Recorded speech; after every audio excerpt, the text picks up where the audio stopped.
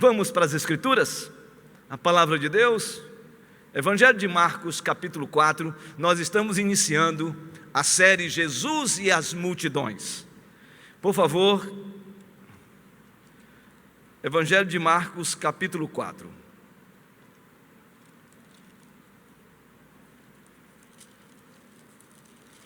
Marcos 4. Quem abriu, diga amém. Você que está assistindo pela internet, desafio você também, meu querido, a abrir a palavra de Deus para a nossa meditação.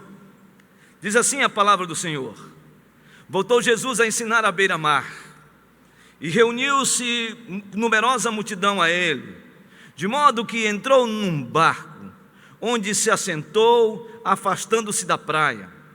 E todo o povo estava à beira-mar na praia. Assim, lhes ensinava muitas coisas por parábolas, no decorrer do seu doutrinamento. Ouvi, disse Jesus, eis que saiu o semeador a semear. E ao semear, uma parte caiu à beira do caminho, e vieram as aves e a comeram. Outra caiu em solo rochoso, onde a terra era pouca, e logo nasceu, visto não ser profunda a terra. Saindo, porém, o sol a queimou, e porque não tinha raiz, secou-se. Outra parte entre os espinhos, e os espinhos cresceram e a sufocaram, e não deu fruto. Outra, enfim, caiu em boa terra e deu fruto, que vingou e cresceu, produzindo a 30, a 60 e a 100 por um. E acrescentou: quem tem ouvidos para ouvir, ouça. Que Deus abençoe a sua palavra e que nossas mentes sejam iluminadas pelo Espírito Santo, para que compreendamos o propósito desta história proferida por Jesus. Amém? Eu quero fazer duas considerações importantes antes de expormos o texto. Primeira consideração, na verdade, é uma ilustração dita pelo Dr. John Charles Riley. Ao pensar e comentar esta parábola, a parábola do semeador, ele disse que essa parábola, ela não precisa ser explicada, porque ela é autoexplicativa. Esta parábola precisa ser aplicada. Precisa ser aplicada. A segunda consideração é uma afirmação. O Evangelho de Marcos é conhecido como um evangelho de ação. Há uma dinâmica no Evangelho de Marcos. Mateus, Lucas e João narram quem é Jesus, fala sobre a pessoa de Jesus. Mas o Evangelho de Marcos, o primeiro evangelho a ser escrito, fala sobre a ação de Jesus, fala sobre a dinâmica de Jesus, fala sobre a atitude que Jesus exerceu em proclamar o reino de seu Pai, o reino de Deus. E nesse sentido, se você observar o versículo 3, nós encontramos ali claramente essa ideia deste evangelho, que é uma ação. No versículo 3, o texto diz: ouvi, e saiu o semeador a semear. A palavra sair nesse texto dá a ideia de que o semeador, ele foi impelido, ele foi levado, ele foi tirado e saiu a semear.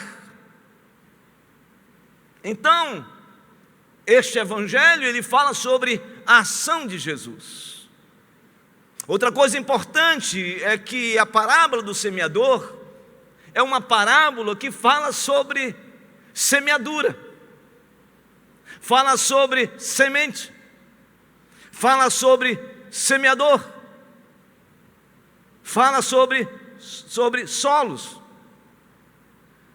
E a pergunta que a gente tem que fazer é: por que Jesus está falando a respeito de semeadura numa perspectiva de agricultura, num contexto litorâneo? Porque ele está em Cafarnaum, ele está próximo ao mar da Galileia. Na verdade, ele profere esta história sobre um barco, e sobre um barco ele então fala desta parábola.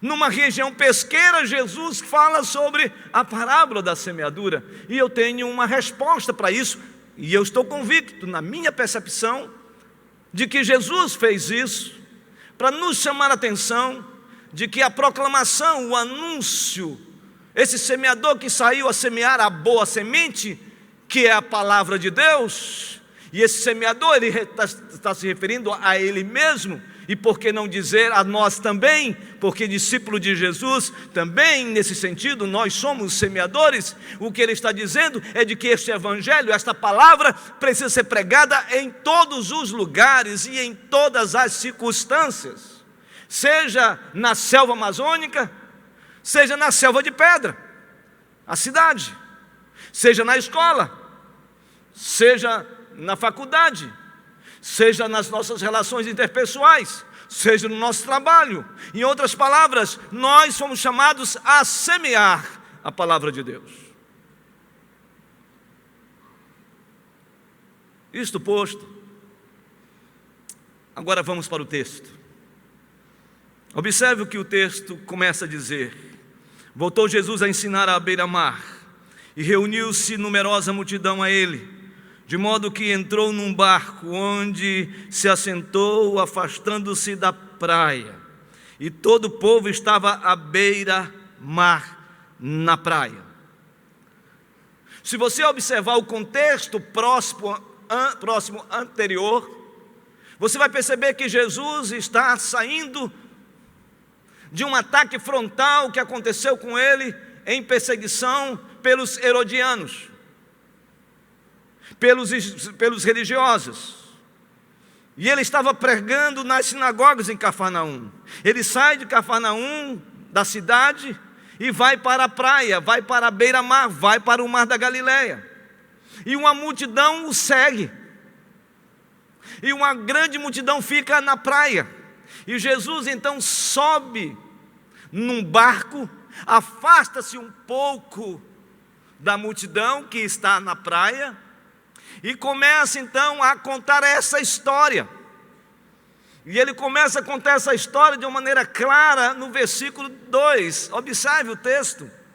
Diz assim: assim lhes ensinava muitas coisas por parábolas, por histórias, pegando situações do cotidiano e aplicando elementos espirituais, isto que é uma parábola, no decorrer do seu doutrinamento. Há duas expressões aqui que é fundamental para que entendamos todo o processo de ensino de Jesus. Primeiro, a palavra ensinava. Esta palavra ensinava vem do grego, no original, didasco. É um verbo. A ideia é de que ele está conduzindo, instruindo as pessoas a respeito de algo. E aí ele continua no texto dizendo, ele ensinava essa história no decorrer do seu doutrinamento. E a palavra doutrinamento aqui também está ligado à palavra didasco, só que agora não está com verbo, agora é um substantivo, e a palavra é didaquê. Didaquê significa também ensino. Então a pergunta é, o que Jesus estava ensinando? Jesus estava ensinando a respeito do reino. Jesus estava falando sobre o reino de Deus. Jesus estava falando para aqueles que foram chamados para o reino de Deus e o que eles deveriam fazer como agentes, instrumentos, semeadores, semeadoras no reino de Deus. E aí ele começa essa exposição. Por isso o tema da nossa mensagem é um semeador, uma semente e uma boa terra. Um semeador, Jesus, e também nós.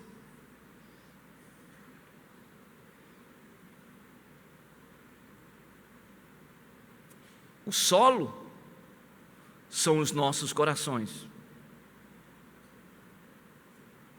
E a boa semente é a palavra de Deus. Eu quero que você fique com esta explicação na mente e no coração.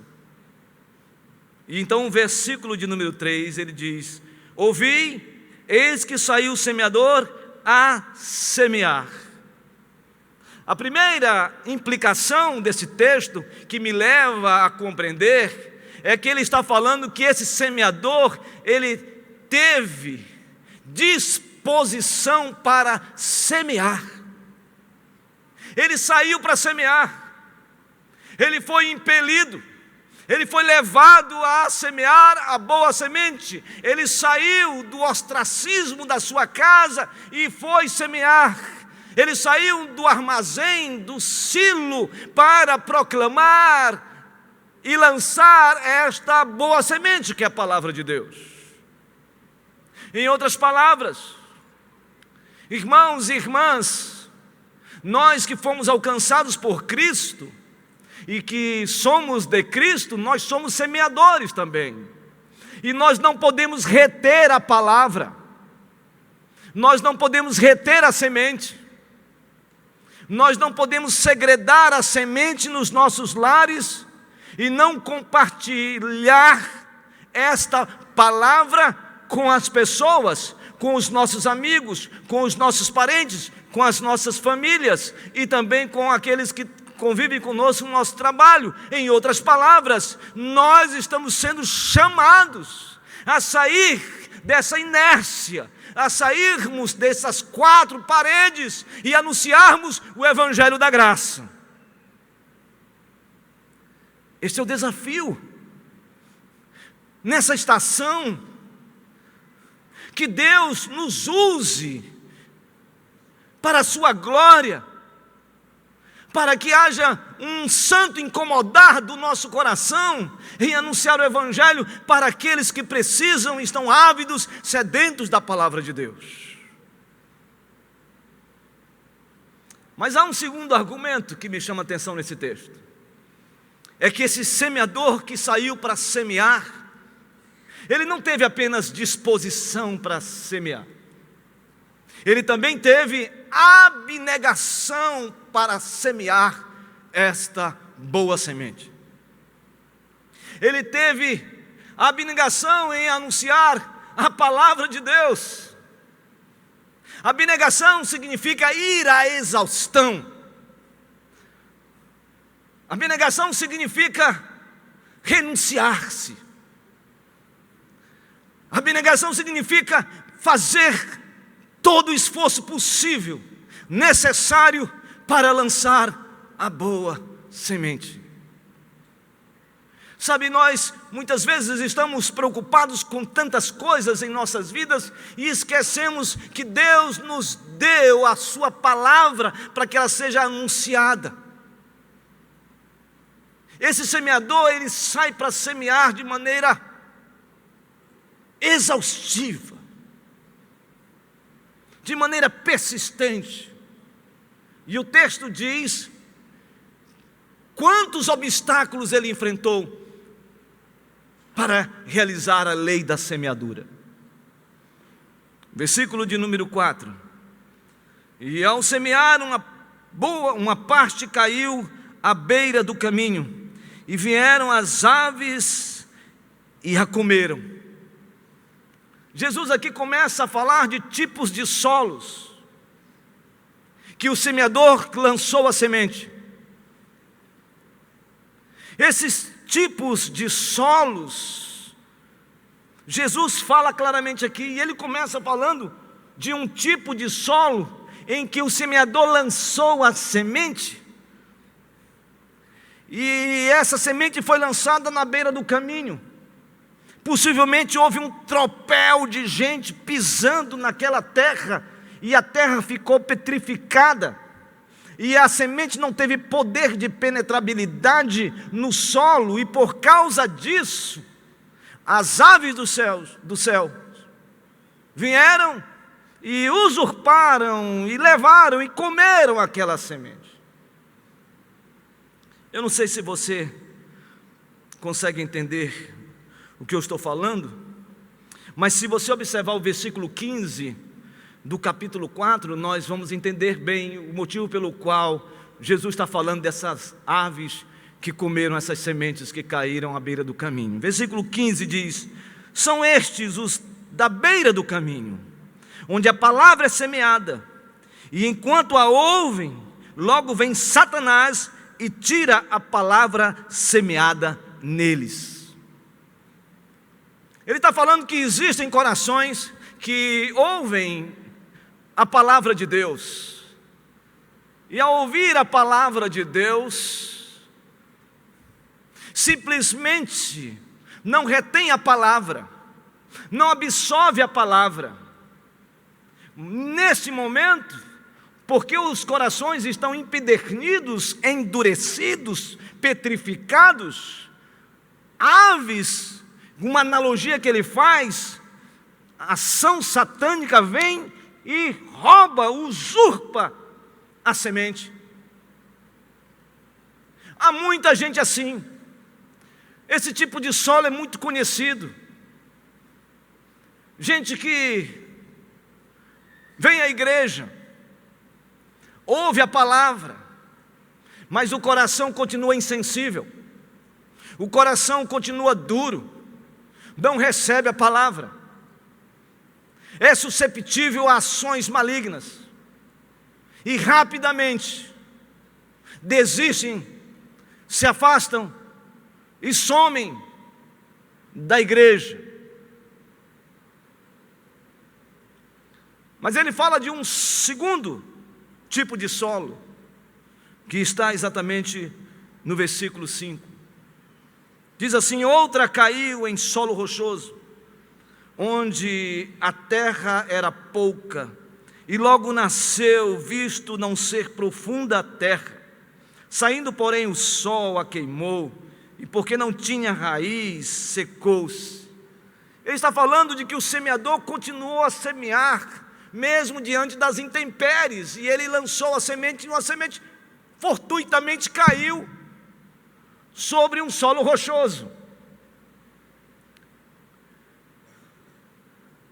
A semente não teve força para penetrar na rocha, as raízes não foram profundas, o sol veio e queimou e murchou aquela plântula. Esses corações são conhecidos como corações superficiais. E se tem algo que me preocupa nos dias de hoje, é exatamente esta proclamação de um evangelho superficial que não tem impactado e transformado verdadeiramente o caráter de pessoas. Estamos vivendo uma era de mensagens coach. Estamos vivendo um tempo onde a mensagem não confronta mais com o pecador, não falamos sobre arrependimento, não falamos mais de salvação, não confrontamos mais o pecado, não confrontamos mais as pessoas com a realidade de alguém que está à beira da morte eterna. E ficamos massageando egos.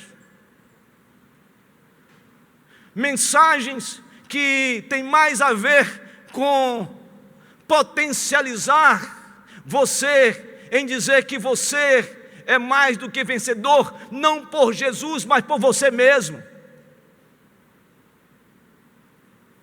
Mensagens que não levam as pessoas ao arrependimento.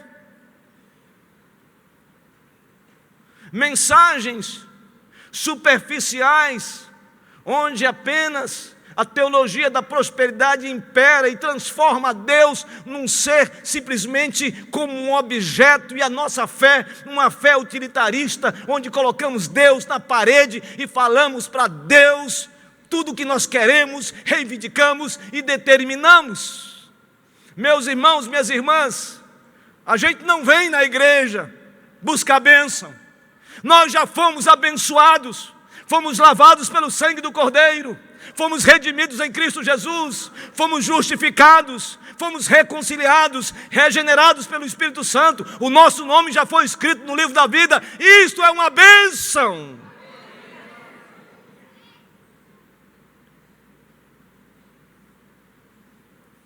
Então, o semeador continua de maneira abnegada a anunciar, a lançar a semente. E ele lança a semente no terceiro solo. E o versículo de número 7 fala sobre esse tipo de solo. Diz assim: outra parte caiu entre os espinhos, e os espinhos cresceram e a sufocaram, e não deu fruto. O semeador lançou a semente, e ela caiu entre os espinhos, as ervas daninhas cresceram junto com aquela semente, que formou uma plântula, uma planta, e começou a crescer, só que os espinhos sufocaram, sugaram a sua seiva, e simplesmente ela não prosperou. Que tipo de solo Jesus está falando? Que tipo de coração Jesus está falando aqui? Ele explica isto no versículo 19.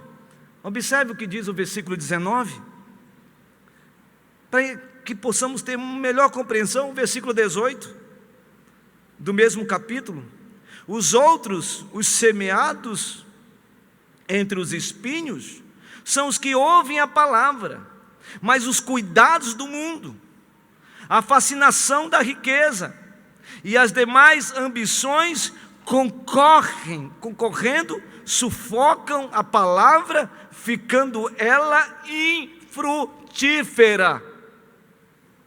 Jesus está falando de corações ocupados demais. Jesus está falando de corações que dão mais ênfase, que estão mais preocupados no ter do que no ser. Corações que estão preocupados nos seus próprios projetos. Ter uma casa abençoada,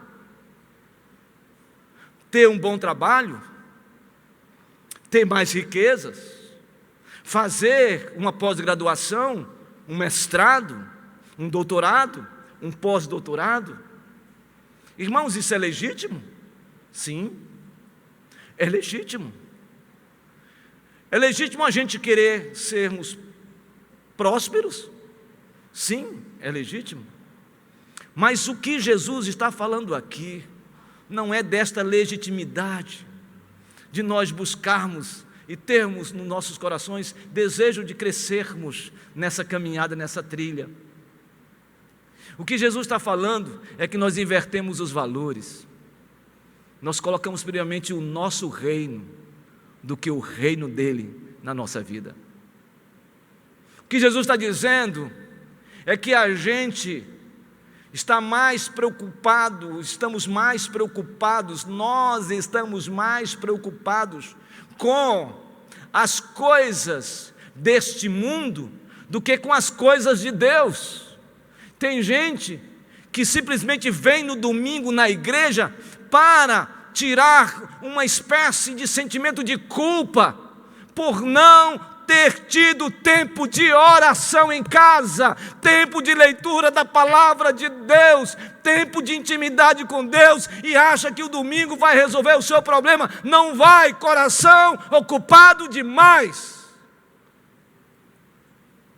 Jesus disse em Mateus capítulo 6, buscai primeiramente o reino de Deus, e as outras coisas vos serão acrescentadas. Certo jovem, um jovem rico, chega para Jesus e diz: Senhor Jesus, eu quero te seguir. Jesus olha para ele, fita-o e diz: conhece os mandamentos? De cós salteado. Eu conheço todos os mandamentos. E Jesus disse: vai, vende tudo que tu tens, vende todos os teus bens e após vendê-los, siga-me. O texto diz que aquele jovem baixou a cabeça e cabisbaixo deu um giro de 180 graus e foi em direção oposta. Meu irmão, minha irmã, onde está o seu coração? Onde está o nosso coração? Será que estamos com os corações tão ocupados? Será que aquela palavra de Jesus que disse: aquele que quer me seguir, negue-se a si mesmo,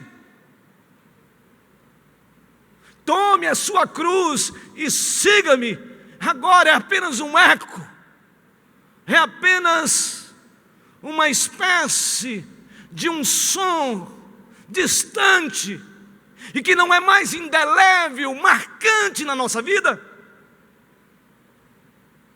Será que nós esquecemos do dia em que fomos arrebatados, que fomos tocados, que fomos transformados, que fomos redimidos, que experimentamos a boa semente transformadora na nossa vida e hoje nós somos simplesmente cristãos medíocres?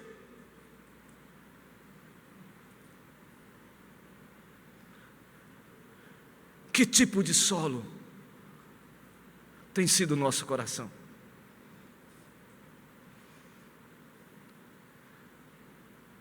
O autor,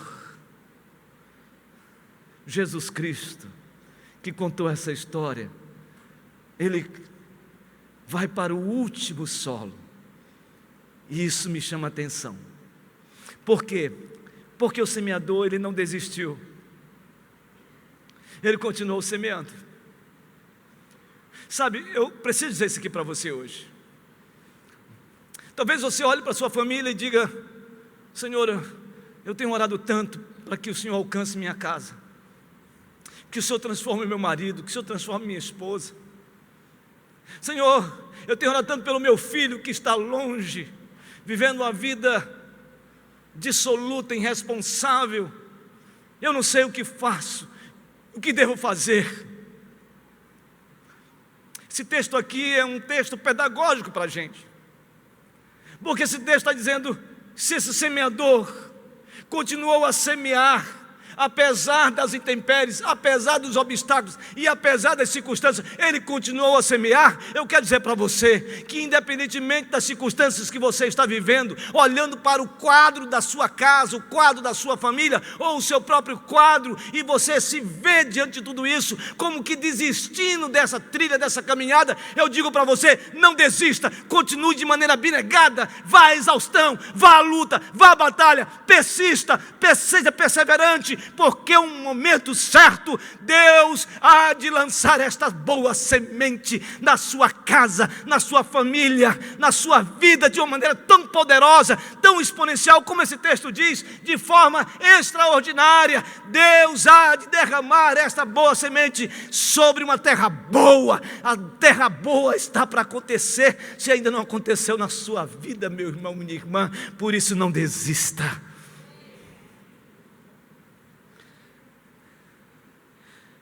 E o texto diz isso no versículo 8: outra, enfim, caiu em boa terra e deu fruto, que vingou e cresceu, produzindo a 30, a 60 e a 100 por um.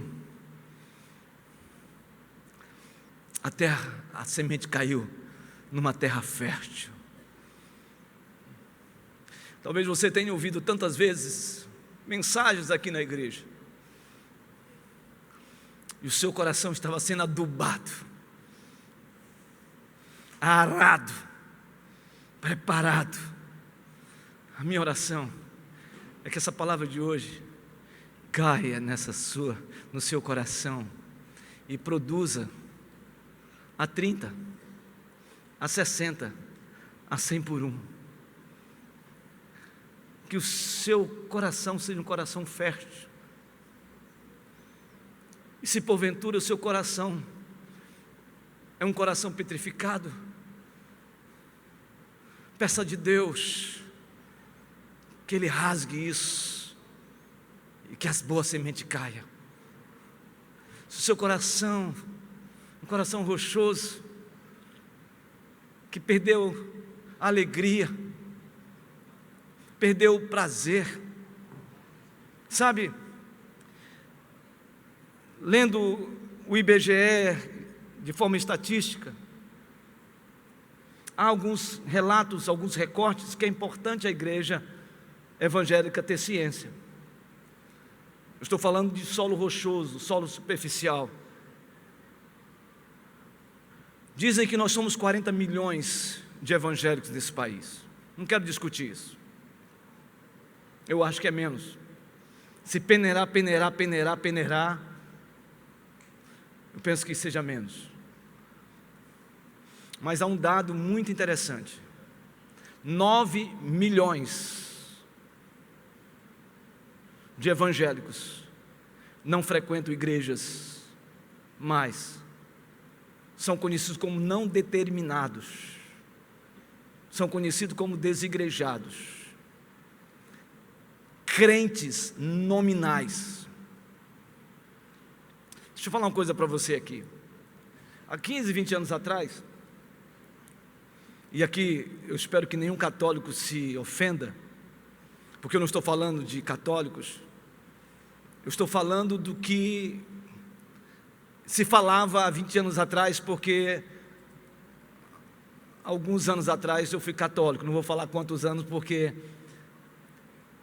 meu nome é Francisco, vocês sabem disso. Então, Francisco de Assis. A minha avó disse: se ele nascer bonito,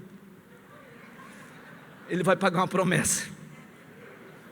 Irmãos, eu não sei se eu sou bonito, mas que eu paguei aos 16 anos a promessa, eu paguei. Vesti a bata de São Francisco de Assis, caminhei 10 quilômetros numa pissarra e entreguei lá, porque a despeito disso, havia no meu coração sinceridade no que eu estava fazendo. Muitos católicos têm sinceridade no que eles fazem. Mas aqueles que não frequentam a igreja católica eram conhecidos como católicos nominais. Vocês lembram disso? Ah, você é o quê? Ah, eu sou da religião católica, mas sou nominal. Pois muito bem. Hoje nós temos os evangélicos nominais. E muitos desses evangélicos nominais são conhecidos também com alguns como desigrejados. Os desigrejados são aquelas pessoas que até têm alegria de estar na comunhão orgânica da igreja, mas têm ojeriza à instituição. Às vezes a gente fica fazendo um senso crítico a respeito disso. Mas deixa eu falar uma coisa aqui importante, nessa prédica de hoje à noite. Eu estou convencido que muitas dessas pessoas, eles saíram da igreja porque eles saíram decepcionados com a igreja, decepcionado com pastores, decepcionado com líderes, decepcionado com pastores que não pregam verdadeiramente a palavra de Deus, que apenas massageiam o ego das pessoas com finalidades de busca de riquezas. Nunca se pregou tanto sobre riqueza dentro de igreja, nunca se falou tanto sobre isso.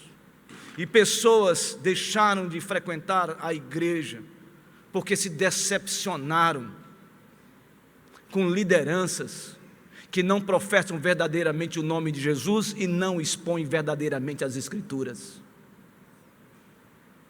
Estão preocupadas consigo mesmo, querem se tornar referências nacionais, mas são ocos, não têm vida com Deus, não têm experiência verdadeira com Deus, estão interessados em tirar a lã das ovelhas.